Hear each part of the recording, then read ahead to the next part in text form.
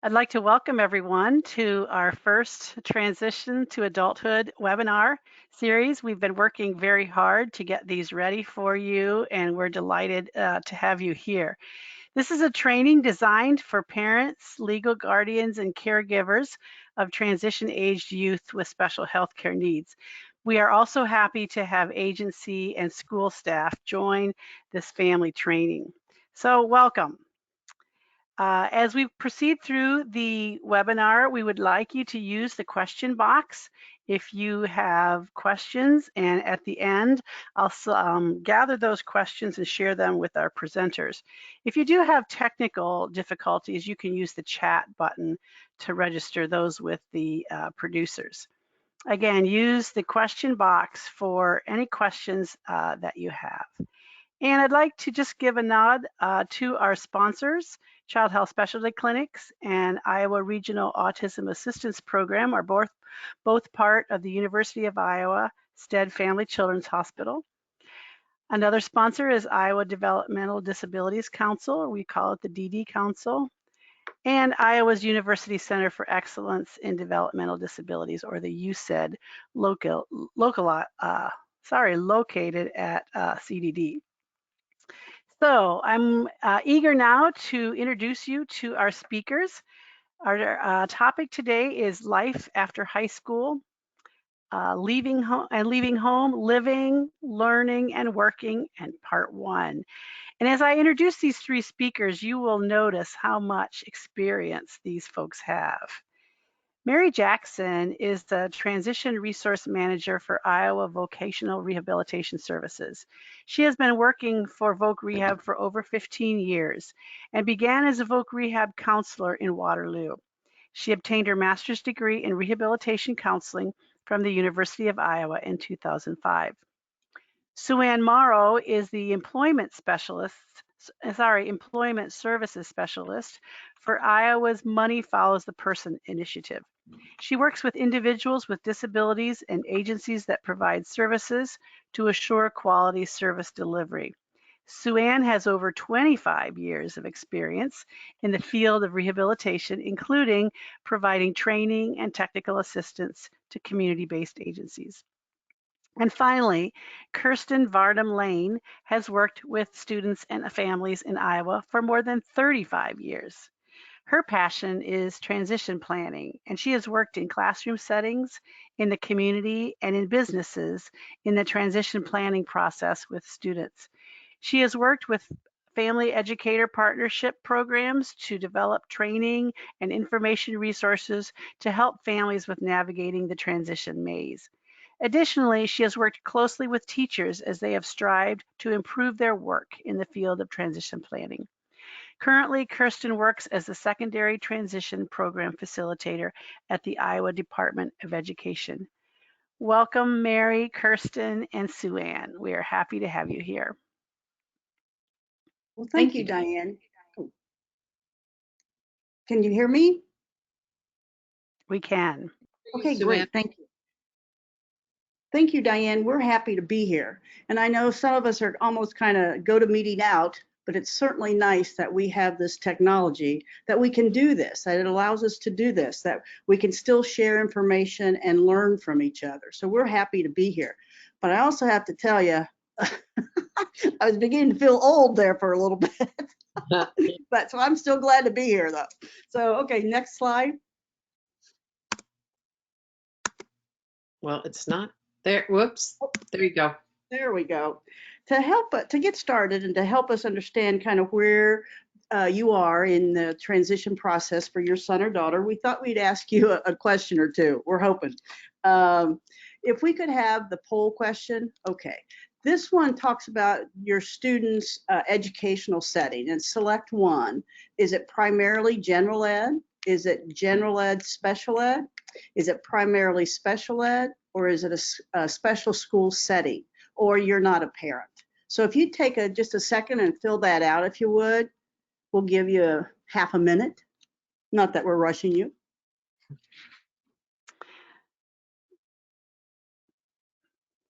They're voting very quickly, so we're almost full with the poll. Great.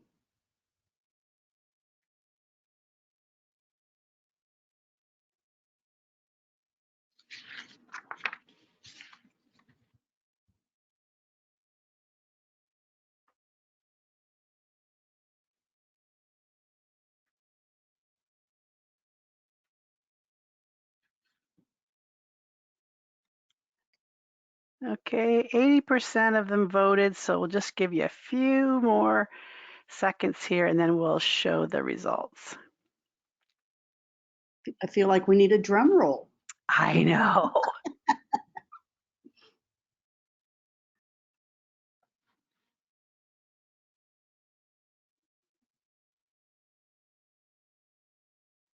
Okay, here's that results. Okay. It looks like, well, you know, it's kind of split between primary general ed and then general ed, special ed combination. And then, but it looks like the most, but not that big a difference, primarily special education. Okay, that's helpful. That's helpful to us.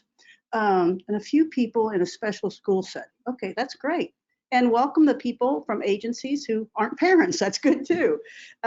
We also had another question, if you would, if you guys would put it in the chat box. Would that be the way to do it, Diane? The age of the grade level of your son or daughter. If you could just write that in the chat box, like elementary to middle school, that'd be one option. Junior high, senior high would be an option, or maybe even in the 12 plus. Maybe they're in a 4+ program after high school program, but still in high school.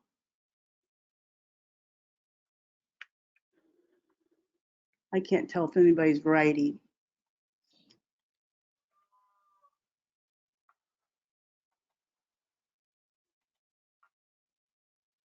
Oh, there it is. So there's the poll.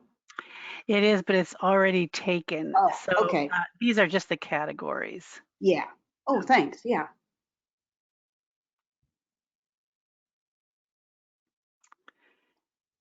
I just have one person that answered she's not a parent. Okay. Other people aren't. That's okay. It's okay. We just thought it'd be interesting to kind of see who the audience is, to make sure that the information we're giving is going to be the most beneficial and perhaps targeted a little bit. Yeah, Alejandra, you're seeing those answers. Could you give an estimate about the ages that people are typing in the question box? Yeah, let's see. We're getting a lot of middle school, and mostly 9th through 12th grade. So not a lot of Okay. younger families. Okay. Well, you know, that certainly makes sense, because typically that's where and I don't want to put words in Kirsten's mouth, and I could be wrong, and she'll correct me, I hope. But that's middle school, 9th through 12th is where you kind of begin thinking about transition, about what are you thinking about, or what your son or daughter is thinking about. So that's good to know. Okay, next slide. Okay, what we want to cover during these 2 sessions, this week and then next week, is really look at the transition process from several lenses. We want to look at it through the school system. We also want to look at it through vocational rehabilitation, or Iowa Vocational Rehabilitation Services, or IVRS, or Voc Rehab. We have a lot of names, and so we want to try to be cognizant of that. We also want to think about Medicaid, or the waiver services. Right now, vocational rehabilitation and Medicaid are pretty much the funders of the majority of employment services for young adults. And I'm sure Mary's going to talk about next week about the partnership between Voc Rehab and the Medicaid system in terms of serving young adults. But VR and schools also have a partnership to provide services while the student is still in school. And so that's what Mary will focus on next week. We're going to look at who are transition services for, who benefits from them, and who provides them, who can provide them. We want to look at how are quality transition services provided. What do they look like? What's a good transition plan? What's a good transition service? So what's it look like? Where are quality transition services provided? And then why? Why is transition services so critical to youth leaving school? And then where? or did I say that? No, where are they provided, and why is that important? There's two things I think as we talk about transition services. Number one, we can talk about guidelines for services or what services could look like, but we have to remember that they vary from location to location. Something available in Mount Pleasant, where I live, may not be available in Waterloo. So they vary from school district to school district, teacher to teacher, BR counselor to BR counselor, case manager to case manager. So just be aware of that. Now, then you have a couple of things. You can say, well, okay, it's not available. We don't do it that way. Our agreements aren't like that. Or you can say, why isn't it? That's what I want for my son or daughter. So you can decide which avenue you want to take. The other thing is, even though we talk about these services, they should be individualized and unique to your son or daughter. So there's really no cookie cutter, but it should be tailored to your son or daughter and their needs. Next slide. Planning can be a little scary. In my experience, parents learn it as they go through it, as they're planning for their son or daughter. I mean, we can read about it, but until you experience it, it can be daunting. So this short video can shows what can happen when we get beyond this fear. I'll be fine. I'll do it. Well,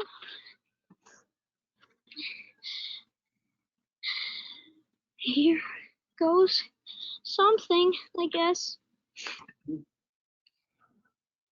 Okay. You can do this. I'm gonna jump. You got it. Whoa, my ski's slipping off. Just remember, never snowplow, okay? No snow plows. Keep it straight, you'll be fine. Okay. You'll be on the phone. Straight. Do you go faster on the in run? A little bit. A little bit? Yeah. Is it any steeper, do you think? Not much? Same steepness, it's just longer. Well, just longer. Just longer. Just a bigger 20, that's all. Yep. Have It's a fun. bigger 20. I got it.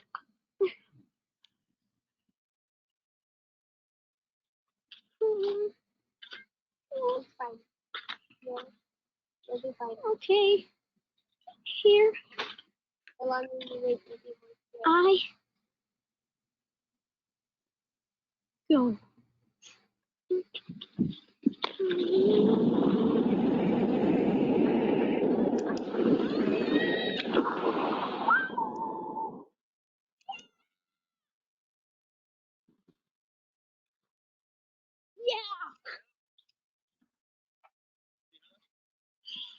Just the suspense at the top with the first time freaks you out. That's the only thing. It's so fun. Huh? 60 seems like nothing now. Woo! Okay, I'm not saying your experience with transition planning and services is going to be as exciting as for that young girl going down that ski slope. But I think what's important, she did it. And you know, you have to ask questions, and I don't know about you, I'm not a skier, but so there were some terms and language in there that I didn't know what that meant. I don't know what a 20 is, but I think you get from the point of the video is that it can be scary, but with planning and asking questions, it's certainly possible to have good transition quality services. So with that, I'm going to turn it over to Kirsten, who will talk about it from the school lens. Kirsten, it's all you. Awesome. Thank you, Sue Ann.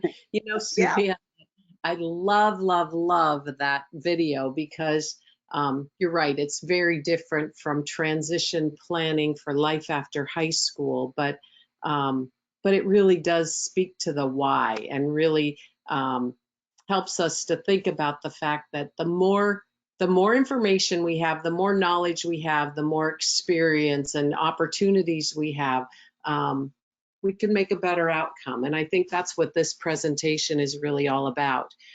We're going to walk through the guideposts now, and then we'll go right into the process for transition planning. So the National Collaborative on Workforce and Disability has really identified 5 key things that are really critical for successful transition planning from high school to post-high school. And the first one are those school-based preparatory experiences. And that really focuses on not just work-based learning, but any kind of experience that connects the learning and the educational opportunities to that student's post-secondary expectations. And I'm going to talk a little more about post-secondary expectations a bit later on in the slide, but we are in the presentation, but we really want to be focusing on, as Sue Ann said, an individualized approach to transition, which means we're looking at where is this student, what are the goals this student has for post-high school, and what are the experiences and opportunities and learning that need to happen to help them reach those goals. Career preparation and work-based learning is closely connected to school-based prep experiences, but we have seen tons of research over the years that tell us that work-based learning experiences, and especially paid employment, are huge indicators of post-high school success. So really starting early with that career preparation, which means learning about careers, exploring careers, and then really focusing on outcomes, what career area is that student interested in, so that some work-based learning experiences within the area of interest can happen while they're still in high school. I think not only are the experiences important from the exploration and specific skill building area, but all of those soft skills or essential skills, those employability skills that you need no matter where you work, are developed through these experiences. I would also add here to explore your school district's career technical education program. And might there be opportunities that connect to your student, your child or student's needs and interests that can be met through a career technical education experience, or a combination of specially designed instruction and career technical education. Many CTE or career tech ed programs have a work-based learning component, and so there might be ways that your special education team along with your career technical education team can work together as a part of that IEP process. Youth development and leadership. We know that for all kids, the more engaged they are and the more of a voice they have in their education and in their planning, the more successful they're going to be. And that doesn't just happen because we have an expectation that they develop leadership skills or that they have a voice in their IEP meeting. Those skills have to be taught and those experiences need to be provided. So making sure that we're addressing how a student's voice is heard during an IEP meeting, during the transition planning, that we're helping students to ask for accommodations, that we're not just doing that for them, helping them to ask for accommodations, teaching them to advocate for themselves when something doesn't go the way they wanted to. So teaching them to be a self-advocate in appropriate ways. There are lots of things around youth development and leadership that can really have a big impact on outcomes around transition. The connecting activities. The connecting activities are those activities, oftentimes we call them linkages, but understanding that transition planning does not happen in isolation as a part of the IEP team alone. The IEP team is the core, but the IEP team can expand and develop as the needs are identified for that student. So we might be connecting them with voc rehab, for example, or we might be connecting them with a community college disability resource staff member, or we might be connecting them with a community resource agency. So really identifying, again, in an individualized kind of way, what are the students' goals? What needs do they have that can be met through instruction and school-based experiences? And what kind of needs do they have that can best be met by partnering with another agency? And then finally, last but definitely not least, is family engagement. Again, there's great research that shows that when families are involved, when families are engaged, when families feel empowered and engaged in the process, that outcomes are improved. And so kudos. I applaud all of you for being a part of this, because you're taking one of those steps to becoming more informed so that you can be an advocate with and for your students. So I'm going to go in and I'm going to do a really quick IEP review process, and then I'll get into the transition planning part of it. But the IEP process, as many of you have, I'm guessing, been involved already, begins with an initial evaluation, annual reviews, and then every 3 years, a reevaluation. That continues through the transition years. That transition planning begins by the time the student is 14. So generally, that happens at the IEP meeting, regularly scheduled IEP meeting, when that student is 13 years old, because we want that transition planning process to be in place or to be started before the student reaches age 14. So generally, that's going to happen around 8th grade. Sometimes it's 7th grade, but sometimes it might happen even earlier because a family, a school member, a student, somebody believes that transition planning should begin prior to age, prior to that typical start time. And so by age 14 is a critical part of this, because it can certainly happen earlier for any student. The process stays very much the same. There are just a few questions and a few pieces of the IEP that are added in to address transition planning. And I'm going to talk about those in a few minutes. As I said earlier on that previous slide, student involvement is critical in this process. We're required to invite the student. The requirements around participation are less described, less defined, but quality transition planning definitely has the student not just invited, but involved. And we'll see lots of times where teachers and families spend time ahead of time preparing the students so that it's not an overwhelming meeting, so that they understand what's going to happen, so that they have practiced and really are prepared to share their part of the IEP of the IEP meeting.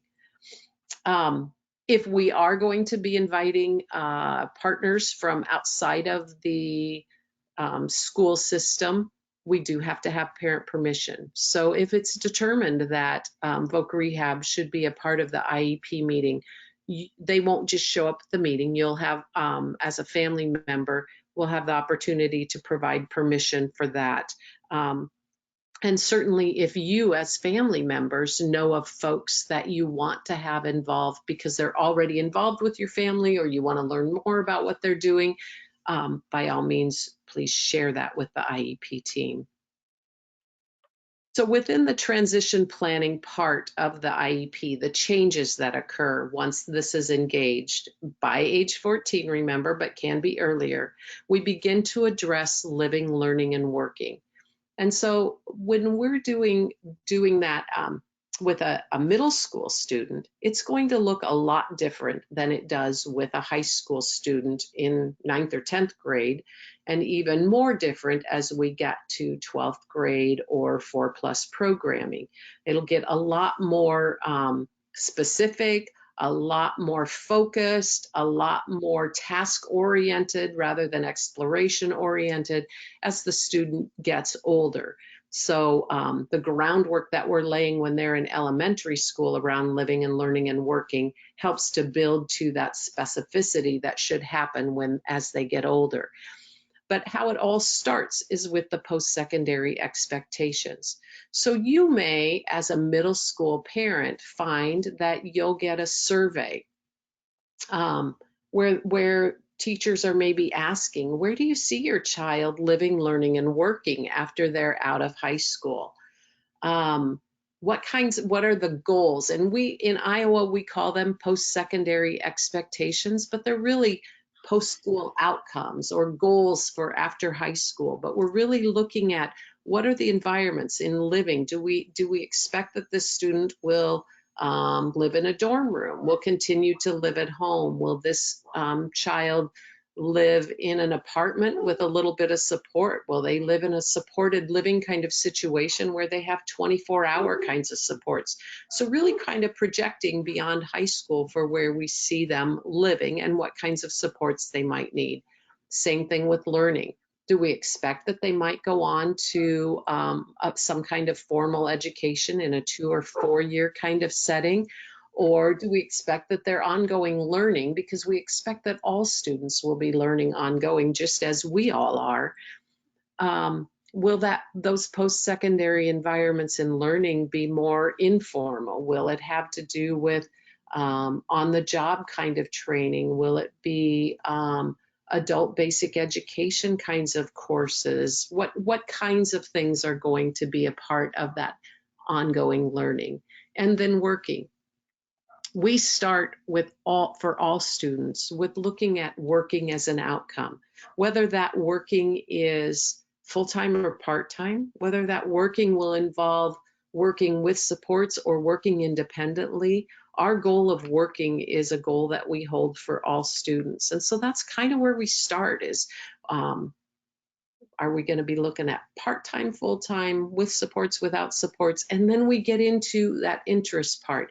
Do we think they're going to be working in with people, with things, with information? Will they be working indoors or outdoors? And again, as they're younger, it'll be maybe more broad like that. But then as we get older, we're hoping and would like to expect to see that that's more refined, that it's specifically, and I'm going to use an example later, a data information specialist, or working with horticulture in a greenhouse, or working as a mechanic or a welder. So really getting more specific as time goes on.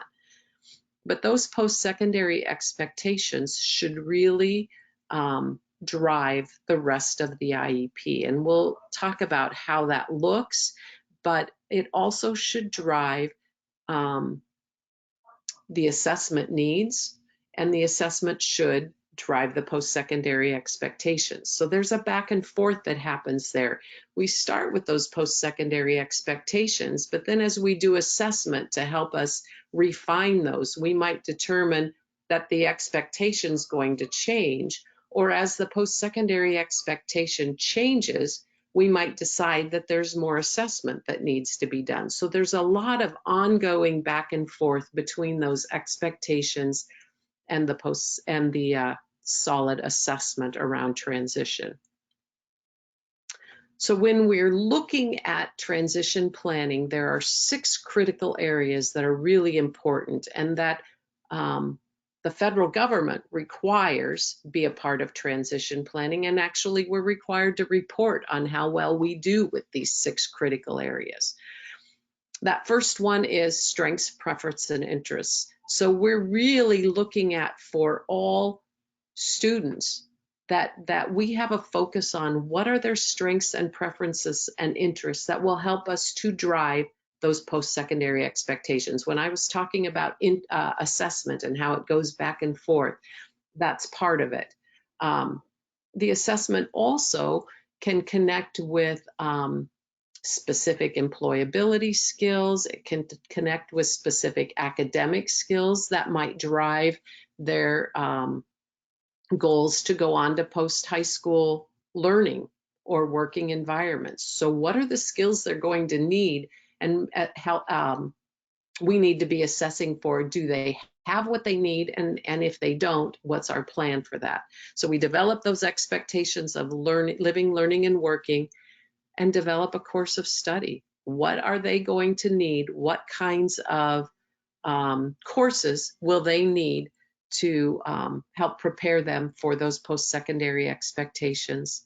What are the services and supports? So what are the other things that we can be doing to help prepare them for these opportunities? Are there things related to occupational therapy or speech therapy that need to happen to help prepare them for the post-secondary expectations that they have in one of those three areas?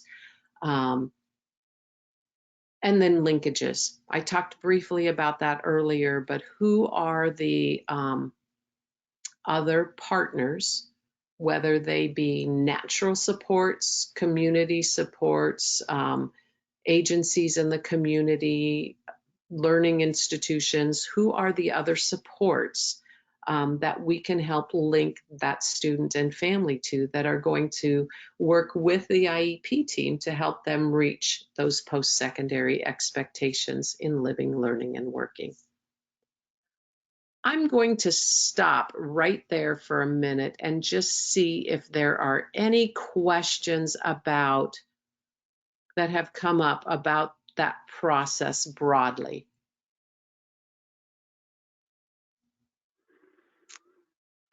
I encourage people to put their questions in the question box, and so far I don't see any.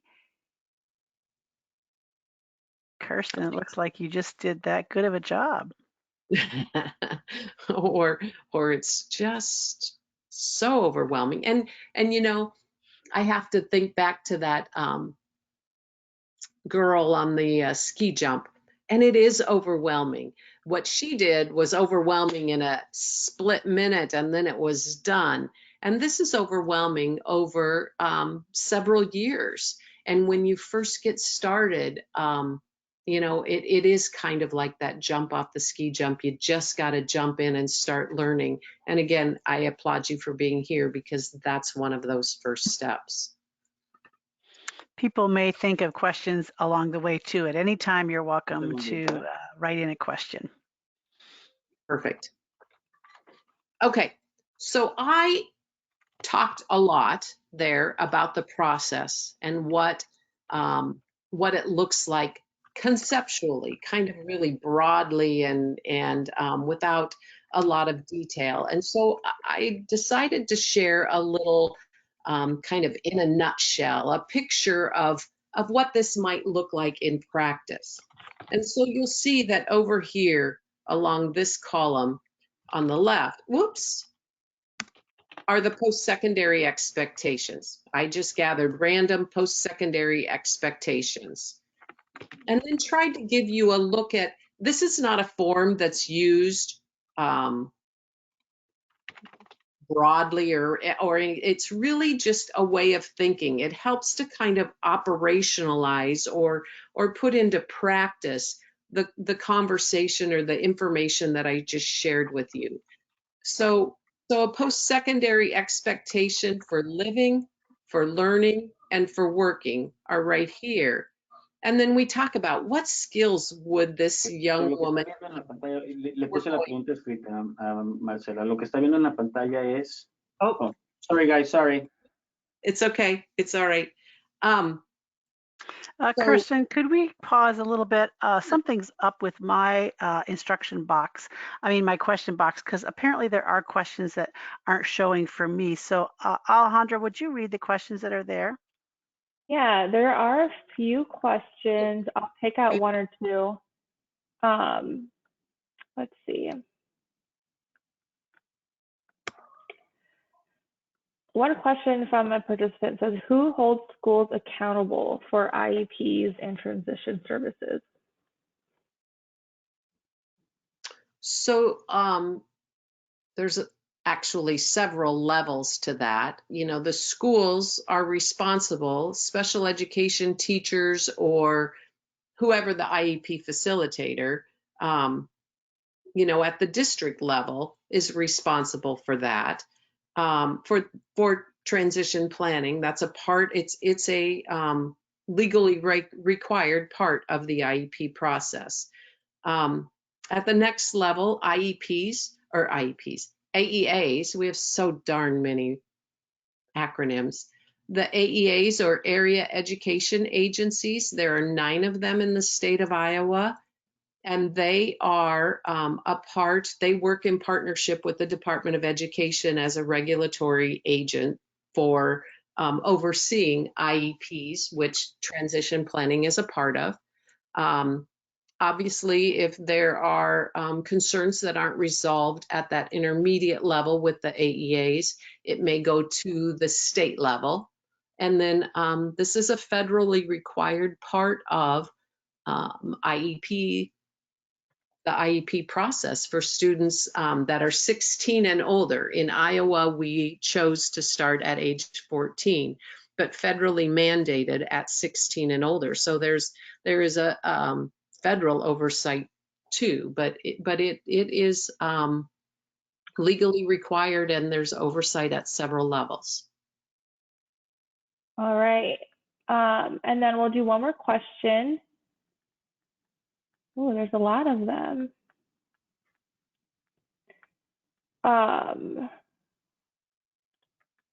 Let's see. Do community colleges have help for students that are on the spectrum? So every community college has a disability services office. They're all called, some of them are called accessibility offices, some of them are called disability services. There's a variety of different options, but yes, there is someone there, and there is a different process with each agency or with each community college as well as to how you access services. But there is generally a form and a process that must be followed to get the accommodations that you might need. Now, you have to recognize that accommodations in a community college or four-year college setting are limited and different from what you can access in a high school setting. In a high school setting, curriculum can be modified if the IEP calls for that. The IEP does not follow a student to a community college setting or any college setting, and so the IEP, the requirements at that community college or at that college setting are different. Accommodations, and Mary, you may be able to talk more about those than more specifically about those, the post high school setting, but it's just important to explore and be aware of what accommodations are allowed and what kinds of skills that student might need to have to be successful in that setting. One thing I would just caution folks on, if your son or daughter is planning to go to a school post high school and attend gen ed classes at that school, they should be attending gen ed classes to prepare them while they're in high school. Oftentimes, people don't realize that there really is a big difference between what happens at the high school and what happens post-school. All right, awesome, thank you. And we'll save the rest of the questions for after the presentation. Okay.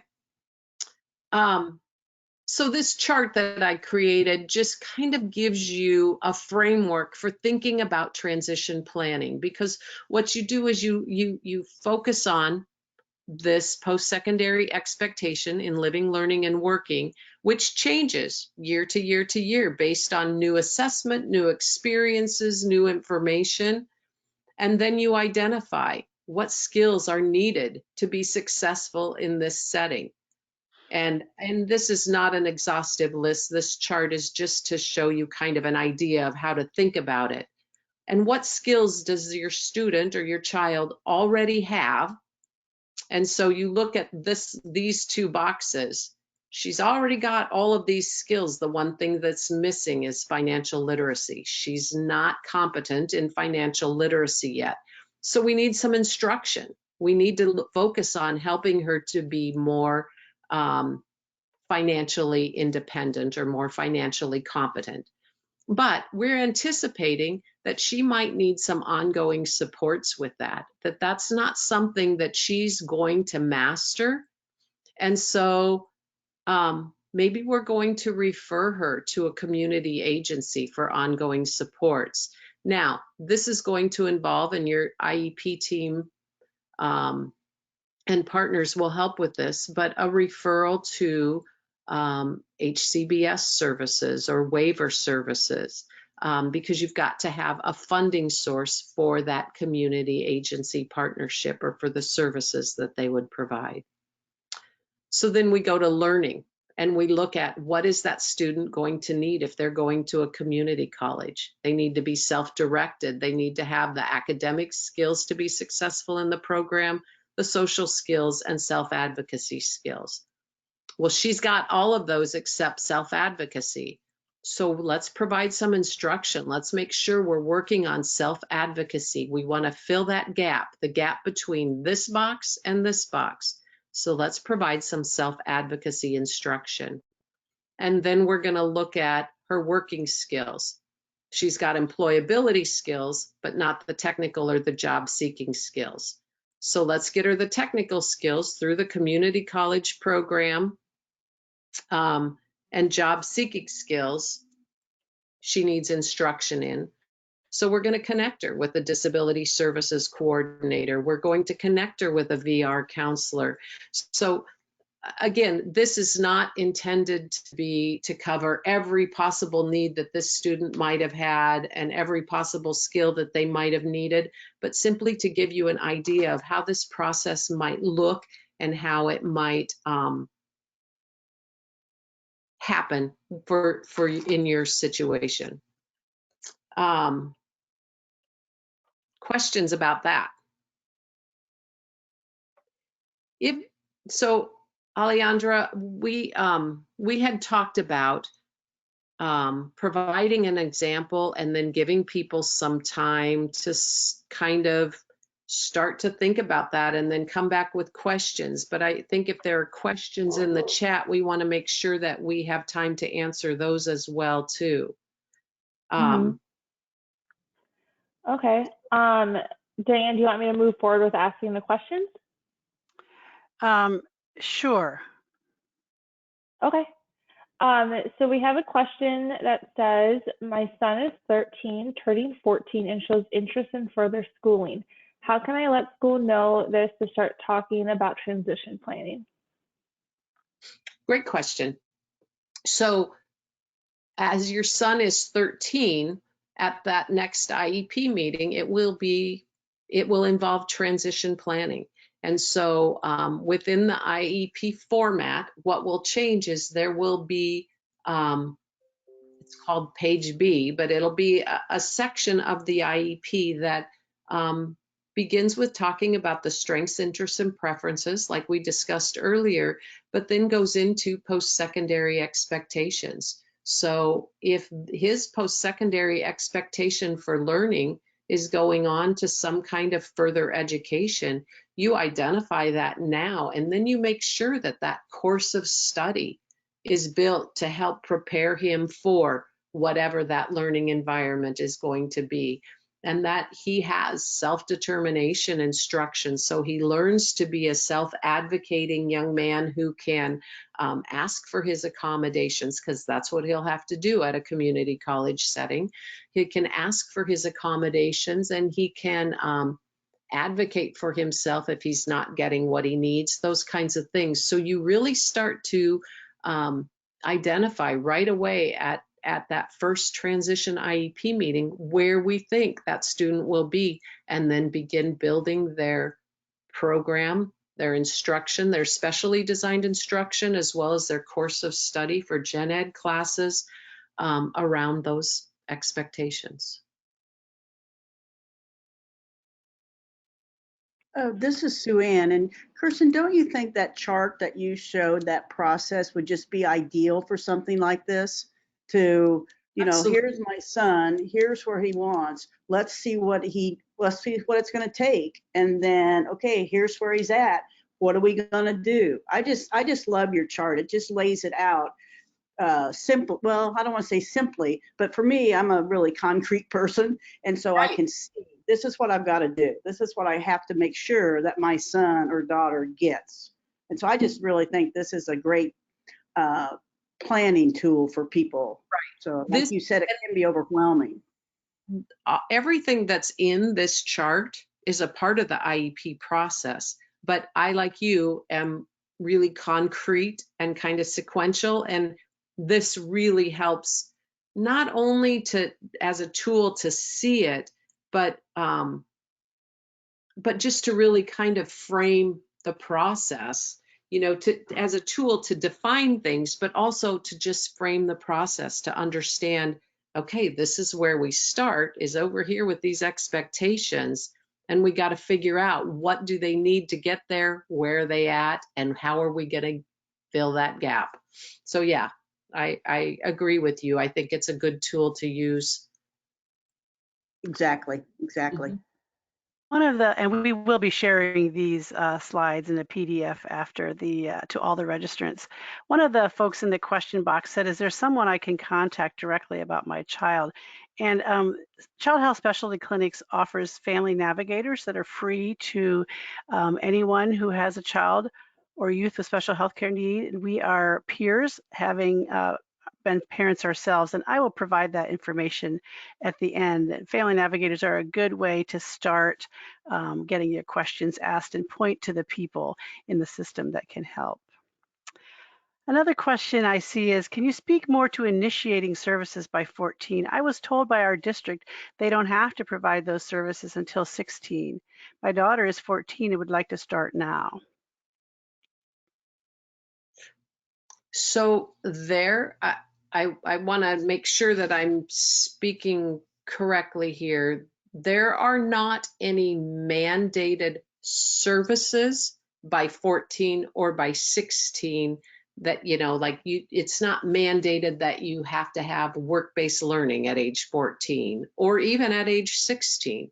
What's mandated is that the process begins, that we begin to look at what are the post-secondary expectations for each student, and how are we going to build a program for that student that will help them reach those post-secondary expectations. Now, for some students, that's going to involve work-based learning, and maybe it involves work-based learning early and often and ongoing. Maybe it involves work-based learning when they're a senior in their CTE program. The actual services that are provided are individually determined.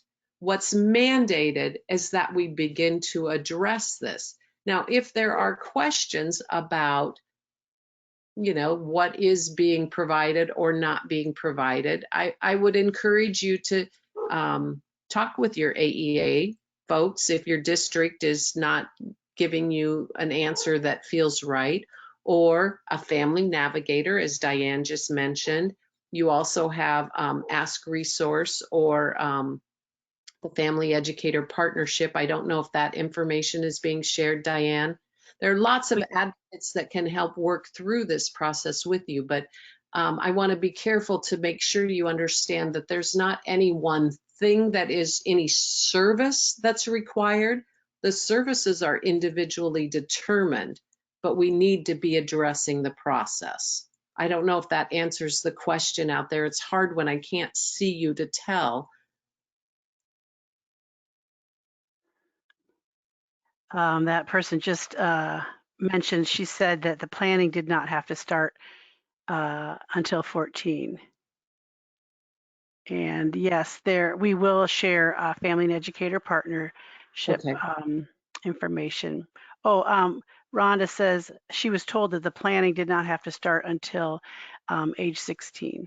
So that would be something that she could follow up on, right? That would be something she could follow up with. They are correct that federally it's mandated at age 16, but in the state of Iowa, it is by age 14. Another person said, is there somewhere where we can find the state of Iowa's rules and regulations regarding the age transition planning must begin? Yes, there is. I knew you'd love that question.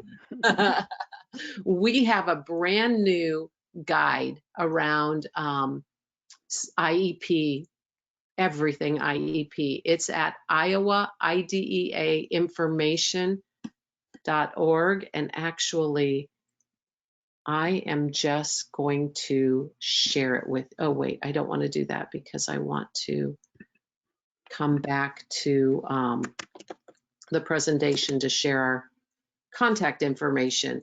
But this is our new, can you, everybody see this? Yes, we can. Okay. This is our new IEP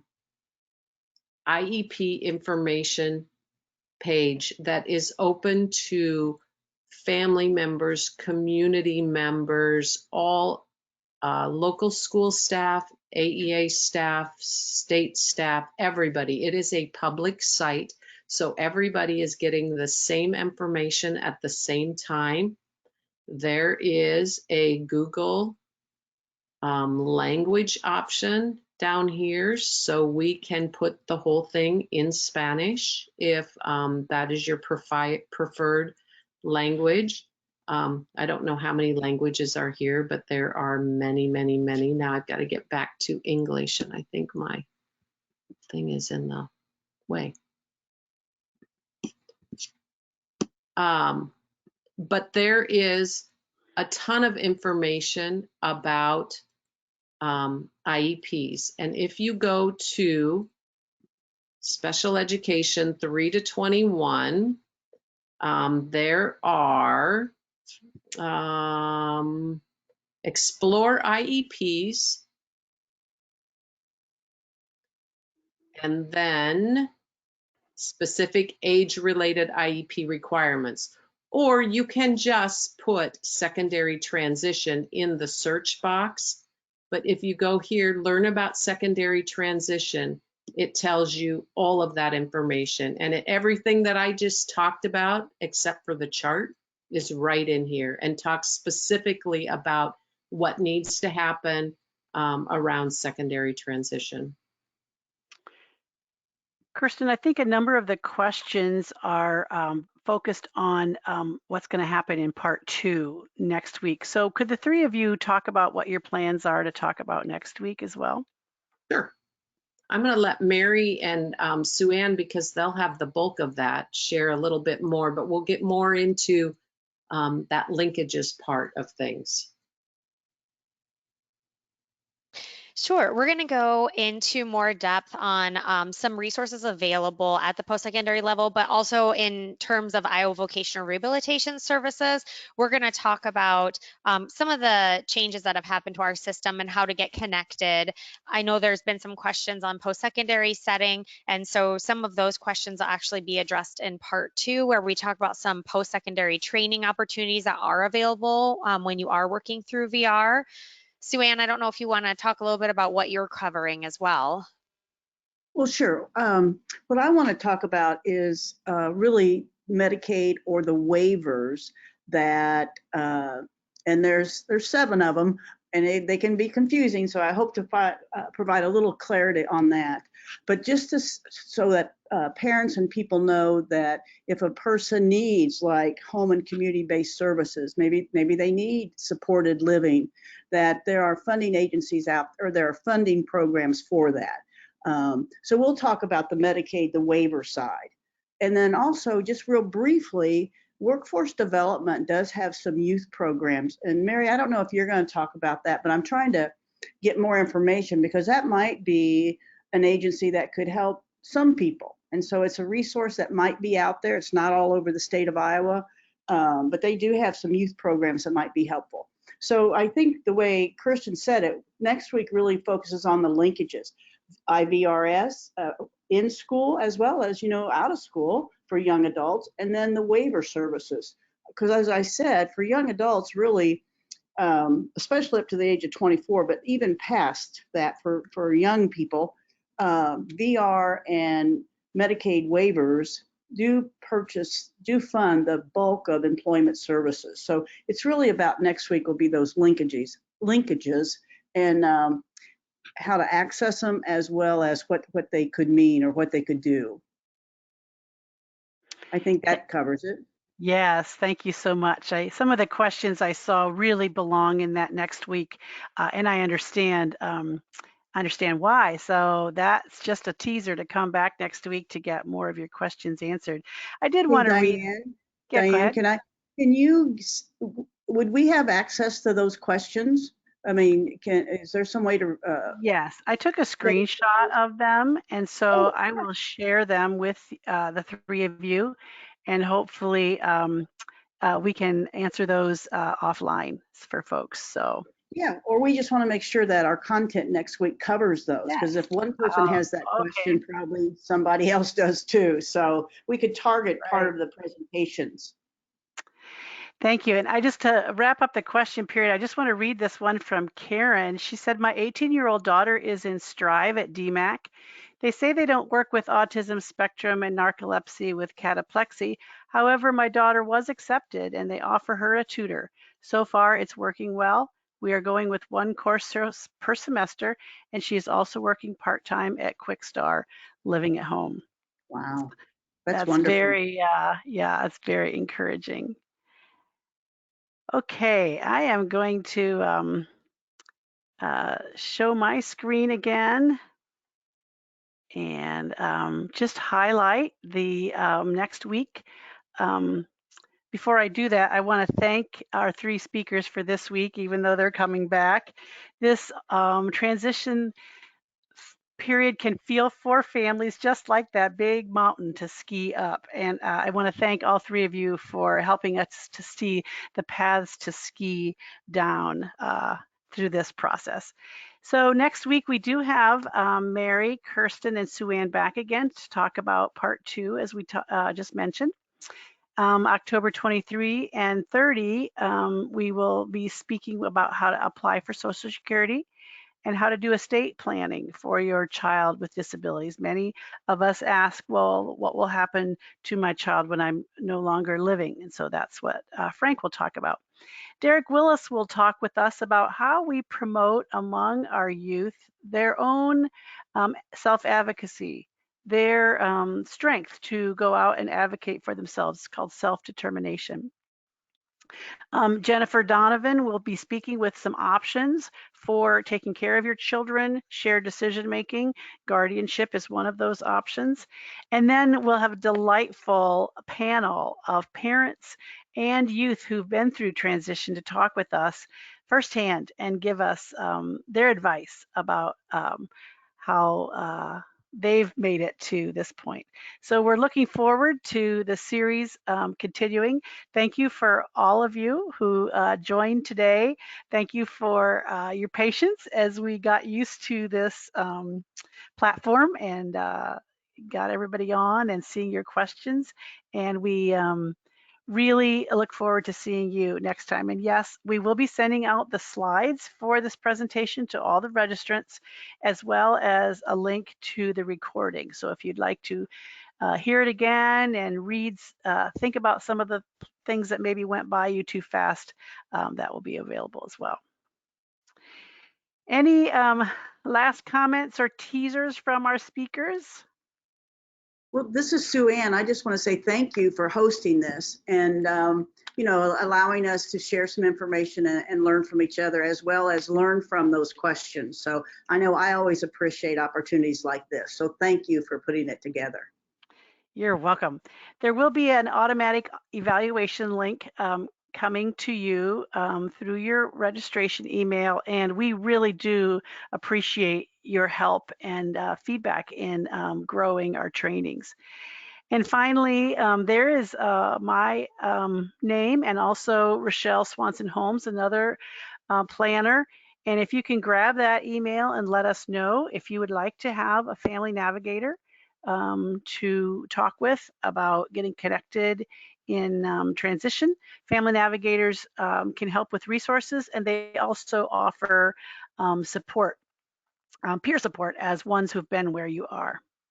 So I want to thank you for joining us again. This ends the webinar, and we will see you next week.